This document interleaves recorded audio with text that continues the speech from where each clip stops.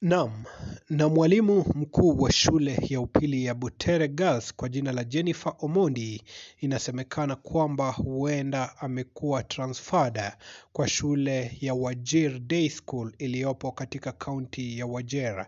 Ripoti za chini ya kapeti zinaashiria kwamba uamuzi huu umetoka katika familia ya kwanza, familia ambayo inaongozwa na William Ruto pamoja na Rachel Ruto, na hivyo hii ni kutokana na saga ya juzi ambayo ilitokea baada ya wanafunzi wa Butere Girls kuandika poem kwa jina la Echoes of Wars, poem ambayo inasemekana kwamba iliandikwa na Cleo Malala ambaye alikuwa ni seneta wa kaunti ya Kakamega muhula uliopita, na hivyo ni saga ambayo imekuwa ikizungumziwa sana mitandaoni, na siku ya leo imesemekana kwamba principal huyo kwa jina la Jennifer tayari ameweza kupewa transfer na anahitajika katika shule hiyo ya Wajir in the soonest time possible. Ni story ibuka ambayo inaendelea kuzungumziwa mitandaoni, na sisi kama Victim Post bila shaka tunakusogezea. Je, maoni yako na hili ni yapi?